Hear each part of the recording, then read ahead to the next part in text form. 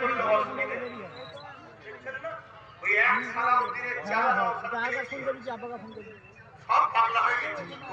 সবার ঘর এখন ওকে কি করে হারানো যায়? একটার পর একটা থানা বাড়াচ্ছে, আর ওইদিকে রাত যে কমনার মেদিনীপুরের সুনন্দু ওর বিরুদ্ধে কিন্তু কোনো ব্যবস্থা নিচ্ছে না।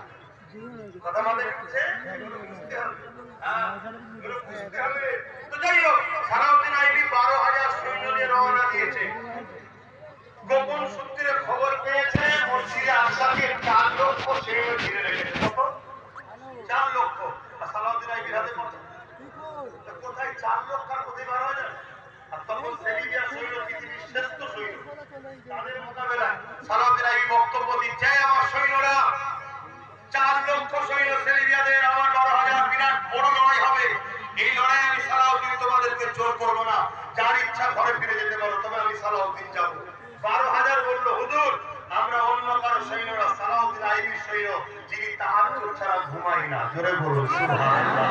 তাহলে নেতা যে হবে সে যেন ইমানদার হবে, আর নেতা বদনা চোর।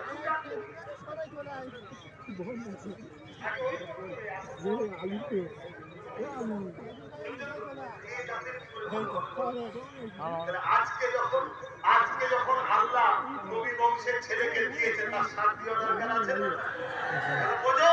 নবীর হাদিসও আছে, নেতৃত্ব কুরাইশরা দেবে, নেতৃত্ব। হ্যাঁ, এটাও শুনে রাখো। যাই হোক, সালাউদ্দিন আইবি পরের দিন 12,000 কে লড়াই নামবে। 4 লক্ষর মোকাবেলায় 12,000।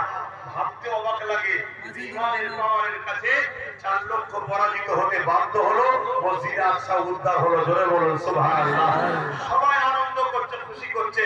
সালাউদ্দিন আইবি মন খারাপ করে হুজুরকে জিজ্ঞেস করছে, হুজুর মন খারাপ কেন? কথা বলতে শুনবে, এসব ভালো না।